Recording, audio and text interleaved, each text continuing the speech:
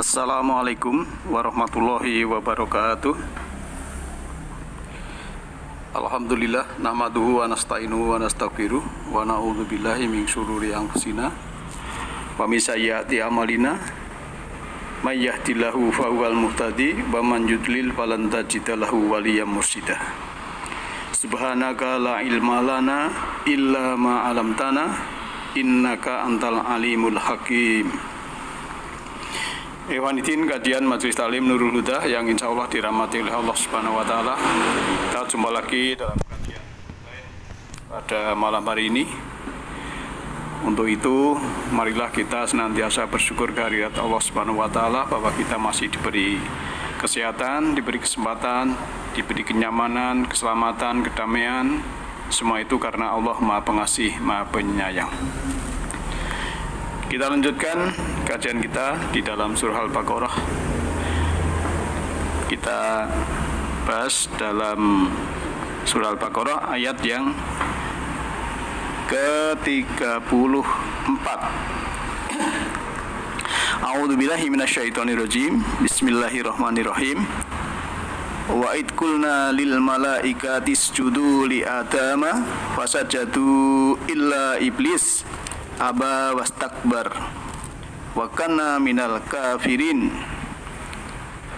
Dan ingatlah ketika kami berfirman kepada malaikat, sujudlah kamu kepada Adam, maka mereka pun sujud kecuali iblis.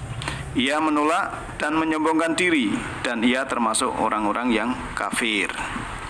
Kemudian ayat 35-nya, wa qulna ya adamuskun anta wa zawjakal jannata wa kula minha raghadan haitsu syi'tuma wa la taqraba hadhihi syajarah fatakuna minad dzalimin. Dan kami berfirman, wahai Adam, tinggallah engkau dan pasangan engkau di dalam jannah, dan makanlah dengan nikmat berbagai makanan yang ada di sana sesukamu, tetapi janganlah kamu dekati sajarah. Nanti kamu akan termasuk orang-orang yang menggelapkan atau orang-orang yang zalim. Kemudian 36-nya, fa'azzalahumas syaitanu anha fa'akhrajahuma mimma kana fih wa qulna bitu ba'dukum li ba'din adu walakum fil ardi mustaqarrum wa mataun ila hin. Kemudian setan itu memperdaya keduanya dari jannah sehingga keduanya dikeluarkan dari segala kenikmatan. Ketika keduanya di sana di jannah tadi, dan kami berfirman, turunlah kamu, sebagian kamu menjadi musuh bagi sebagian yang lain, dan bagi kamu ada tempat tinggal kesenangan di bumi sampai waktu yang ditentukan. Kemudian fatalaqqa adamu mir rabbihi kalimatin fataba alaih innahu huwa tawwabur rahim. Kemudian Adam menerima beberapa kalimat dari Tuhannya, lalu dia pun menerima taubatnya. Sungguh Allah Maha penerima taubat dan Maha penyayang.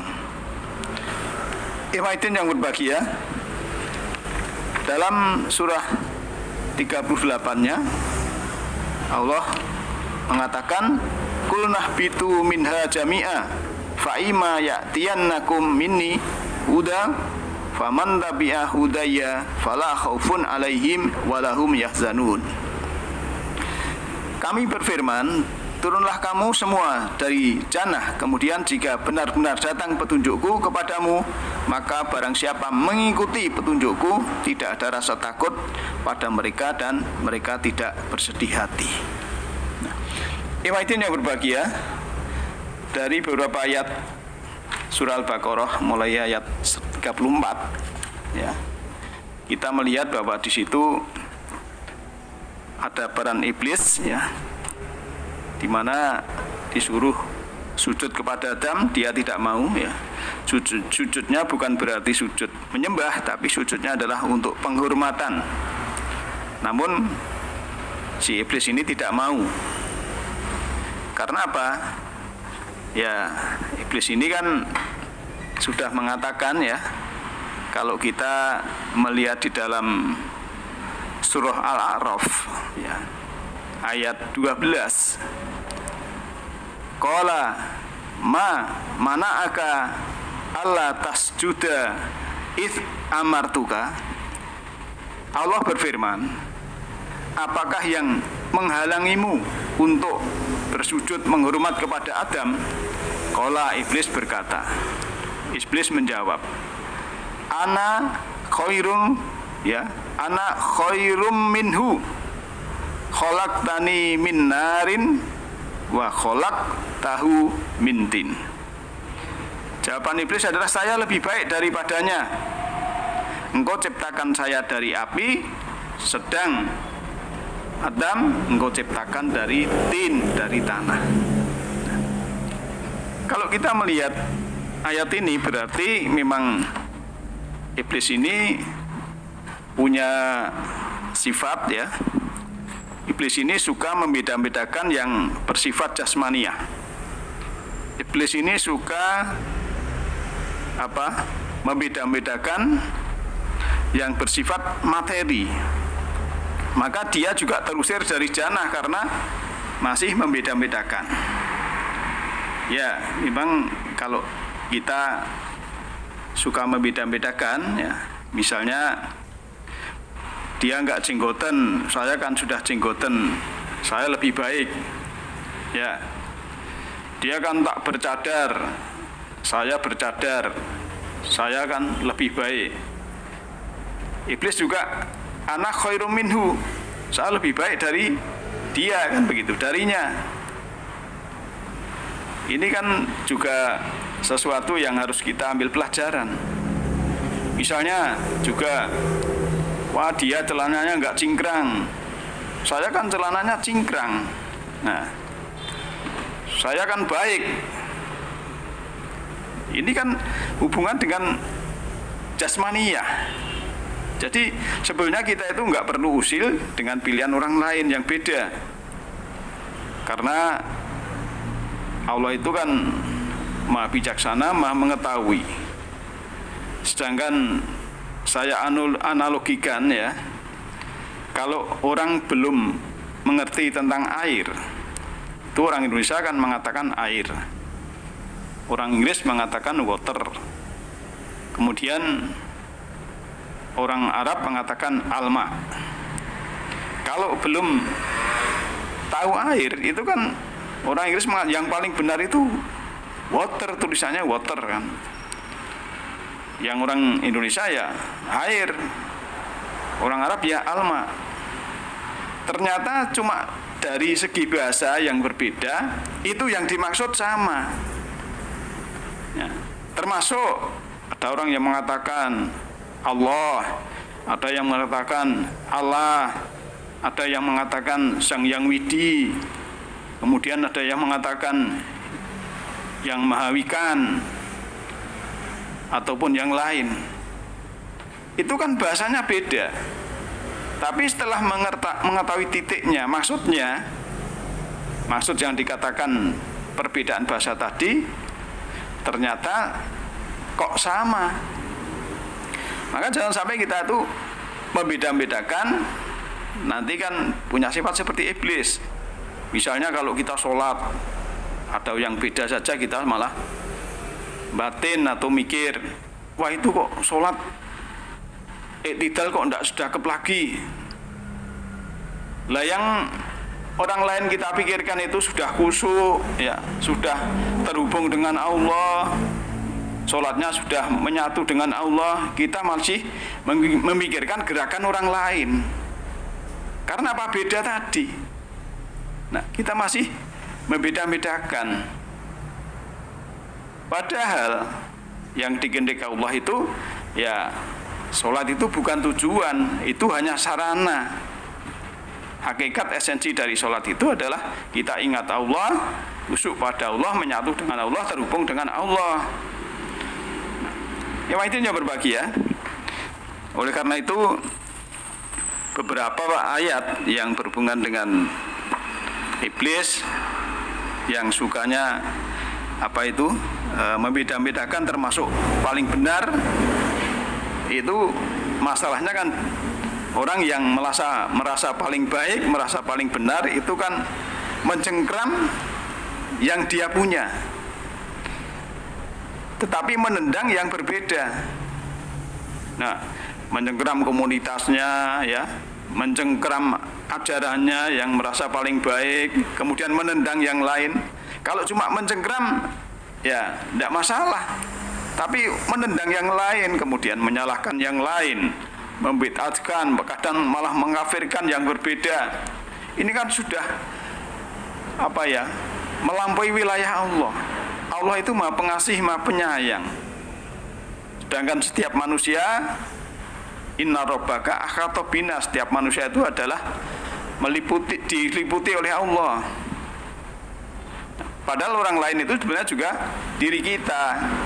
Kalau kita sadar, maka bagi orang yang mengerti ilmunya dan tahu caranya, tidak mungkin dia berani akan membeda-bedakan orang lain. Karena jiwa yang netral, semesta ini juga netral, dan Allah juga netral.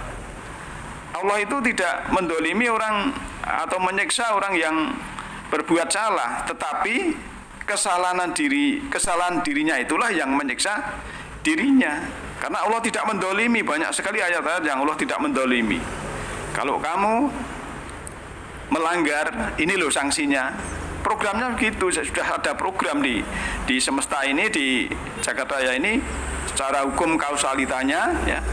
Mingkuli syai'in sababa, dari tiap-tiap sesuatu itu ada kausalitas, ada sebab akibat. Fa'at ba'a sababa, maka ikutilah kausalitas itu. Nah, kemudian, ya, setelah kita sedikit sekilas selayang pandang mengerti tentang iblis begitu, ternyata memang di jannah ini Adam juga digoda oleh syaitan. Ya, syaitan memperdayakan keduanya dari jannah, sehingga sampai-sampai dia keluar kan begitu. Bapak-bapak, ya, syaitan itu kan sifatnya juga membisikkan, juga merayu. Ya, dandang dikatakan kontol, kontol dikatakan dandang. Maksudnya, lo kamu ini loh, ya, dekatilah sajarah, nanti kamu akan kekal di sini. Padahal itu kebalikannya. Ya, maka sebenarnya kalau kita, ya, mendapat mendengarkan ceramah, ini loh surga, wah, seakan-akan surga sudah di tangannya. Ya. Nah, ini kita harus hati-hati. Lihat dulu ayatnya bagaimana, petunjuknya bagaimana. Ke surga itu seperti apa, kan begitu. Nah, kemudian tentang jannah kemarin sudah kita bahas, yang jannah itu, ya, kalau kejadian itu sebelum terjadi pembalasan, itu memang jannah berarti taman ataupun kebun. Jadi banyak sekali kan yang kemarin berhubungan dengan jannah sudah kita bahas juga. Nah, maka memang kalau kita melihat setan menjerumuskan ataupun setan itu memperdaya, itu memang, ya, kita harus waspada. Jangan sampai kita seperti itu. Maka kalau kita melihat di ayat 38-nya bahwa kita oleh Allah, siapa yang mengikuti petunjuk tidak akan takut dan tidak akan bersedih hati. Nah, bahkan Allah juga sudah menerima tobatnya Adam dan pasangannya. Karena apa? Karena Allah itu kan Maha Pengampun, Tawwabur Rahim, ya. Di dalam surah Al-A'raf, ya. Surah Al-A'raf itu ayatnya 23, kan Adam dan istrinya itu berdoa, Rabbana dzalamna anfusana fa illam taghfir lana wa tarhamna lanakunanna minal khosirin. Ya Tuhan kami telah menzalimi, menggelapkan diri kami sendiri. Jika Engkau tidak mengampuni kami dan memberi rahmat kepada kami, niscaya kami termasuk orang-orang yang rugi. Berarti Allah kan menerima tobat di ayat 37-nya tadi. Karena Allah Maha Pengampun dan juga Maha Penyayang. Itu yang berbahagia. Oleh karena itu, kita semua yang hidup di zaman kini itu harus punya kewaspadaan, ya, khususnya kepada iblis. Kalau kita melihat dalam surah 17 ayat 64, ya, di situ kan supaya iblis itu menghasung kita, ya, supaya iblis itu mengajak kepada kita. Yang iblis sanggup di antara ajakan-ajakan itu adalah supaya iblis itu bisa mengerahkan, ya, pasukan berkuda, bisa mengerahkan infanteri, ya, pasukan berjalan kaki. Kemudian supaya kita ini berserikat dengan harta dan anak, lupa Allah karena harta dan anak. Yang kita pikirkan hanya harta, duit, anak, harta, duit, anak, itu sudah masuk perangkat iblis menurut surat Al-Isra ayat 64. Dan iblis itu memang menjanjikan pada mereka, ya, juga setan ini dalam arti menjanjikan yang menipu belaka. Oleh karena itu kita harus berhati-hati. Nah, demikian pada malam hari ini. Besok kita sambung lagi, insyaallah. Nasrun minallahi wa fathun qarib. Alhamdulillahirabbil alamin. Assalamualaikum warahmatullahi wabarakatuh.